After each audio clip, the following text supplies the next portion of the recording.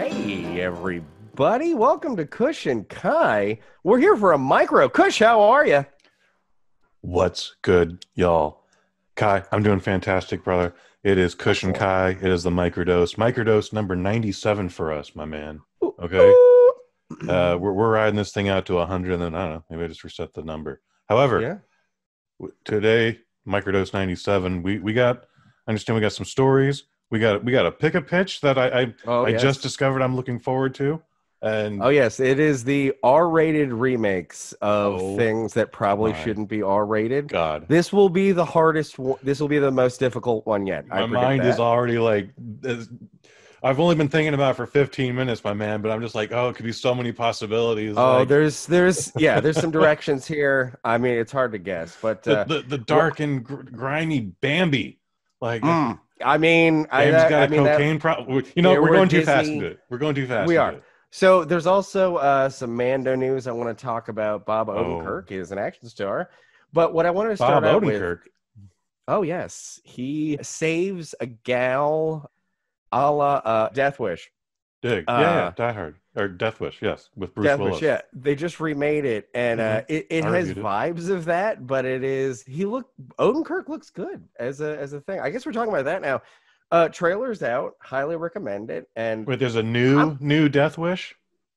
no, it's not Death Wish, it's just Bob Odenkirk goes out, like, saves a girl, and then wrongs the mob. This is all in the trailer. This is not Okay. spoilers, people. As much as, again, I kind of feel like if I see a trailer that is a spoiler now, like that's a thing that has been happening. Okay. What's No, it he's called? Oh, nobody, okay. nobody. So he's like the everyman, and he looks good doing action stuff. He got a real primer after Breaking Bad, and he's yeah, I want to see him kick some ass. I'm like, people are weirded out by it, but like, why not? Liam Neeson started action after he was 60, so it's like, are we judging? Are we really judging? I mean, let's give him a chance here. I'm game for It a sounds watch like I'm on going to that judge one. in the positive, though. Like it's definitely got my attention. I Oh, for definitely want to sure. seek out the trailer once we're done with this.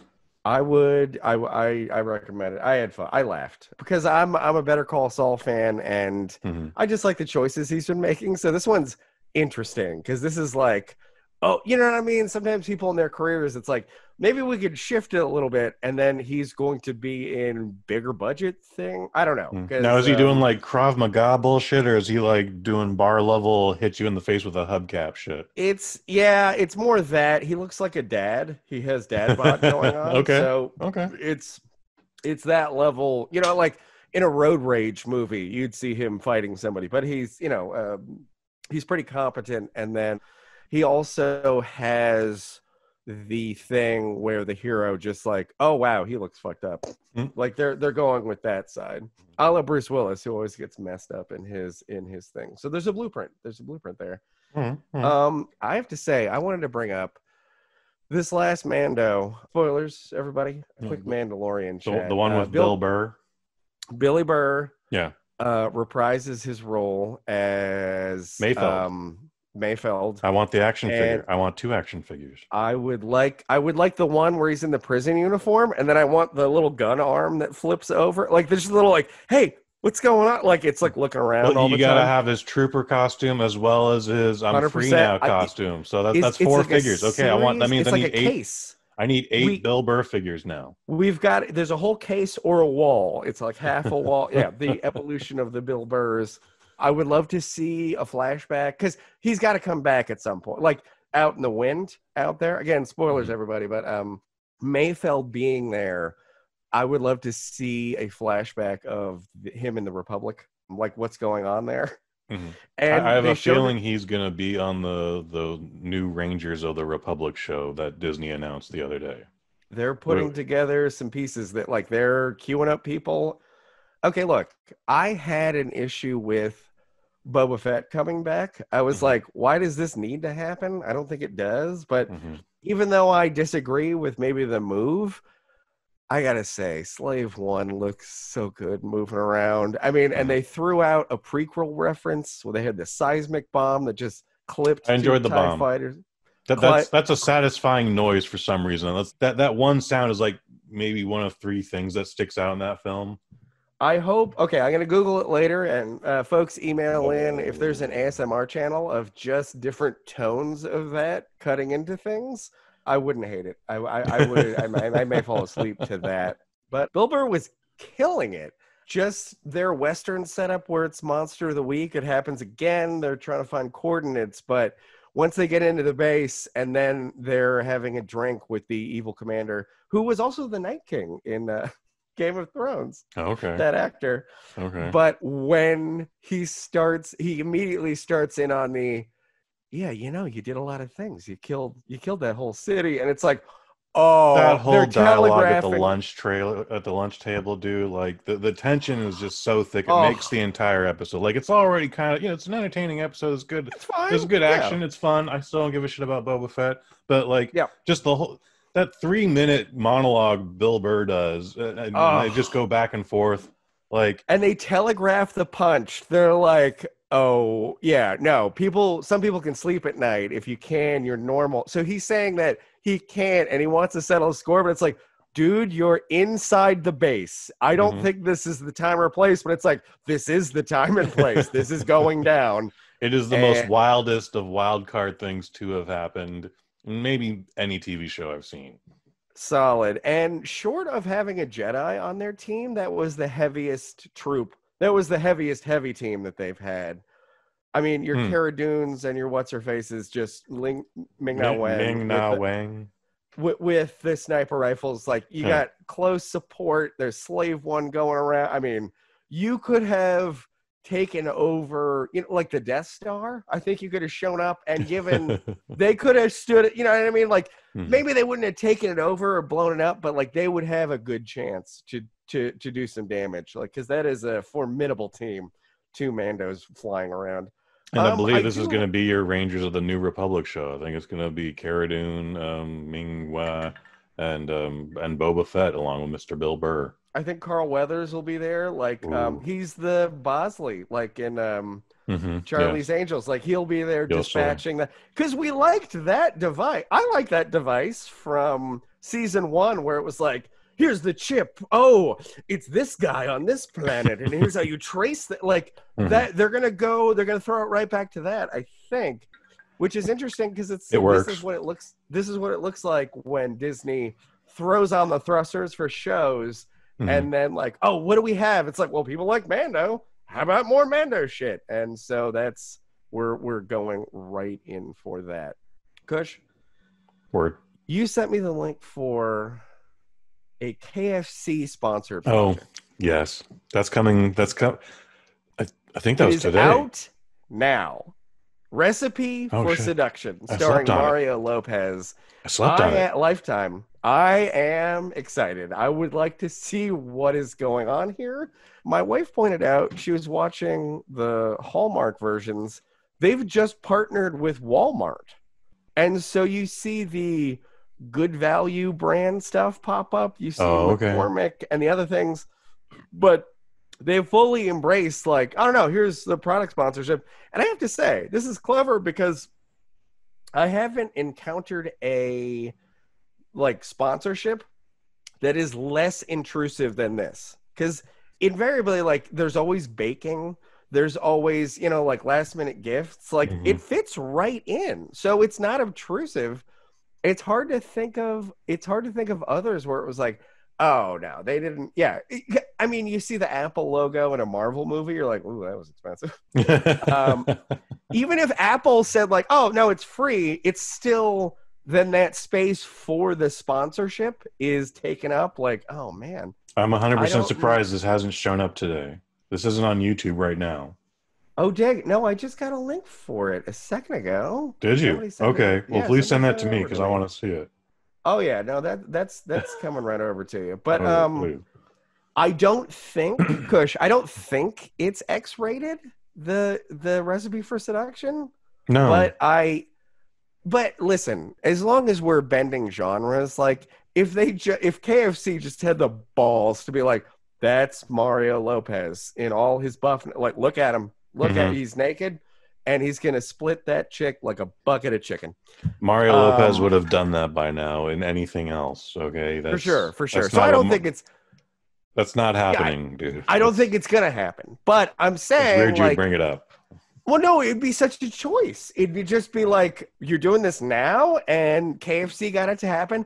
I wouldn't even be mad at KFC. It's just like, wow, game recognized game. Like they're killing it out there.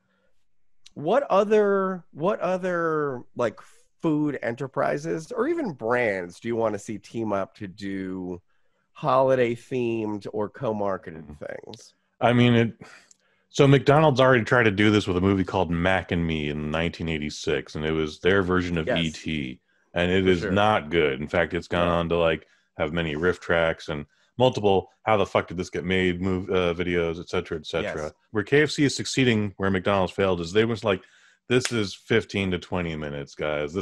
We know what this is. We're not trying to stretch it out further. This is the longest commercial we've ever produced, in other words. For sure.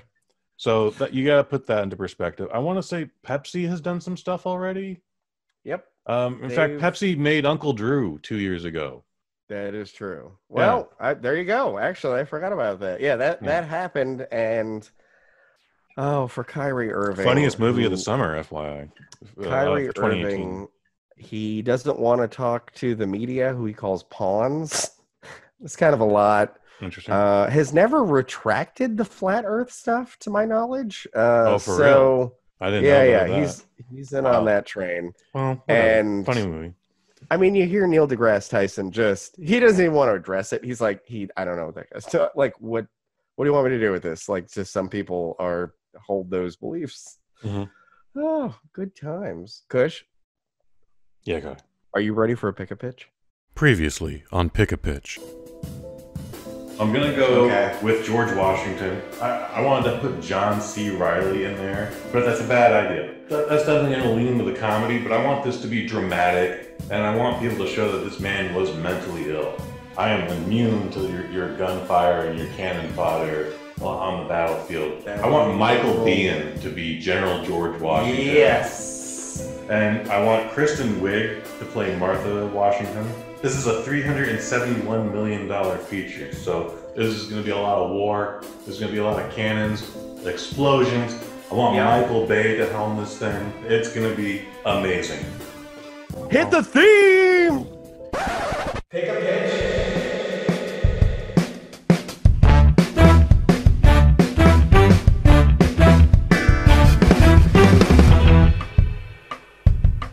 Pick a pitch, everybody. Welcome back.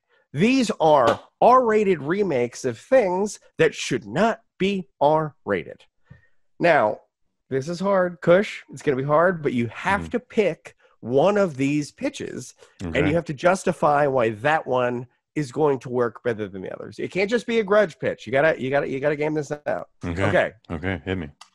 Number one, we have a Transformers remake, where in order to live on Earth again and help protect the galaxy, they have to kill everyone in Slovenia. There's a genocide by Transformers. It's for the larger good. They're going to fight the Decepticons. Everybody in Slovenia dies. Do you know where Slovenia is? Eastern Europe, I would say.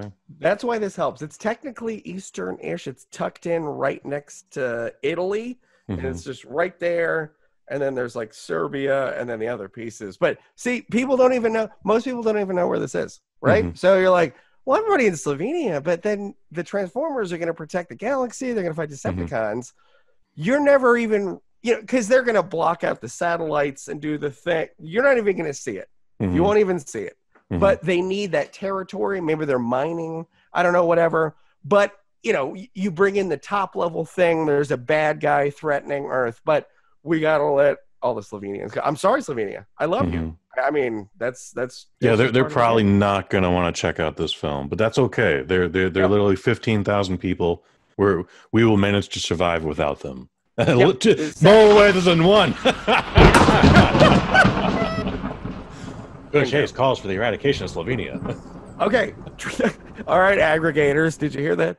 Okay, so that's the Transformers genocide movie. The second one, the Ninja Turtles. Now, it's a remake, and even this might not even be a movie. Maybe it's a series.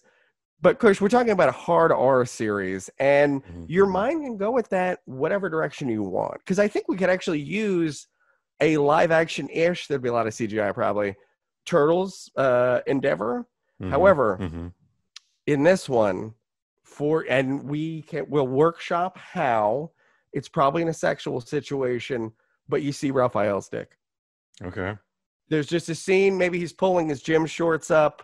Maybe, like it's after something else. Okay. Maybe, he saves a prostitute and they develop a relationship. She lives in the sewer for a bit and he introduces her to Splinter. I mean, there's so many fanfics of April and Raphael hooking up. So I think 100%. We would just go that direction. But we're not here yet. We're not here yet. I'm still listening. We may not, but Raphael's dick is just like, you just see, and it looks more, pretty human-y. Like that's one of the parts that came out human-y. And just he turns and like it sort of like gets there a second later. Like that has to be part of it. Okay, moving on. That's it. We could restructure it. Yeah, we could restructure it whatever way you want, but that's just one of the creators was like, for you to get the license, like we have to take it to the next level. That's what you're taking on there. All right, the third one. There's a third one. Okay, good. This one's difficult also in its own way. We recast a la the Ultimate line. You know how Marvel had redone a lot of their lines with Ultimate? And so it's like they update some things, they change this to that, the Soviet Union, whatever. You know what I mean? They're rebooting it again. And I'm used to Spider-Man reboots because they've done plenty of them. Sony just keeps having to do it. So we're taking it a different direction this time. Spider-Man, we're getting rid of New York. New York's out. Oh. Spider-Man in Atlanta. Oh. But he's kind of racist. Yeah. And there's a scene where it suggests he had a sexual relationship with Aunt May. It's done now. But that energy comes up. That is part of it. Let's review. So you had Transformers genocide, right. Ninja Turtles, Raphael penis, or racist Spider-Man in Atlanta. Racist Spider-Man. Kind of. Not. He'll make a joke, but then you're like, did you mean that? It's just right in that, like he's set in his ways. Yeah, it's sort of that. Yeah, he could be a little older too. Older people can get bitten by radioactive spiders, and you get the healing powers. So you'd probably be, you know what I mean? Like that'd keep you around if you didn't die from it. All right, Kush, what are you thinking? What are you eliminating first? Transformers, 100%. I don't care for the Transformers. No. Or most, like Bumblebee was a nice surprise, but that's 1 out of 6. That's not a good batting average. So this one, it's so obvious. Like, oh god.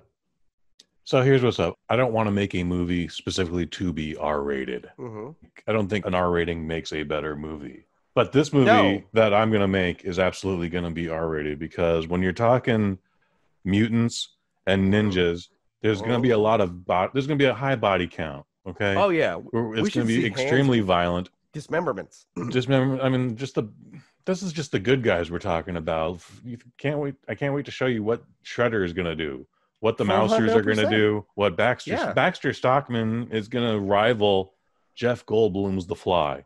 Oh yeah.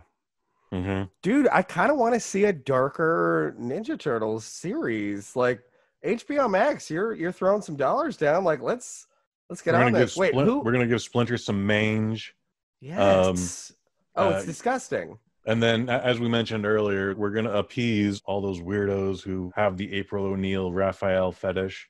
I promise you, there's art out there that exists. There are short stories already in development. That's been a thing for 25 plus years now. Kush, yes, that media exists on the web. It's sort of like give the people what they want. That would be.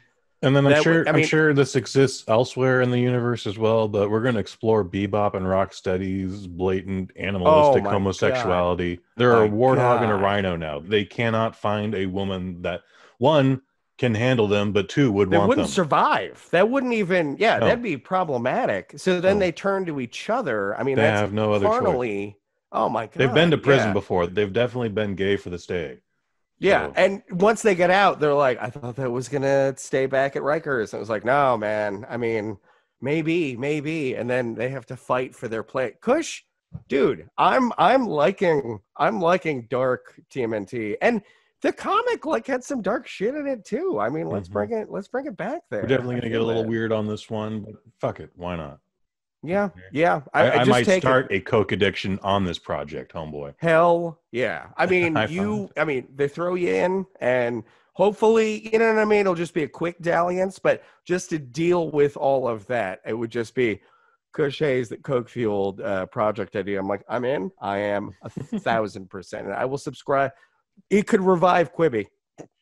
If you told me it was like Quibi has an R-rated Ninja Turtles, I'm like, whoa, what? Wait, what? I would turn around on that front. Pick a pitch.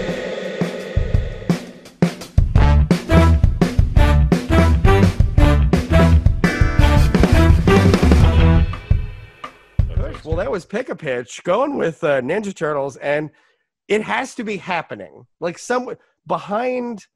there's some service that is sending asks out to the IP people about this. Like that is happening right now. So I'm excited. Gosh, any other pieces, details, news? What do we got? No, sir. We did a conversation on the Queen's Gambit that's coming out New Year's Eve, everybody. I'm looking forward to that. We had a lot of fun talking about it. And the fun thing about Kush and Kai is we take a subject and then we start pulling threads out of it. And what comes from the Queen's Gambit after that's going to be a lot of fun. But you will have to subscribe and check us out on the bosnet.family. For sure. Yeah, Anya Taylor-Joy is... she's coming back with a few things, but man, I'm excited to see her career just jet right to the freaking front. But thanks for joining us, everybody. Good times, Kush. Great times, Kai.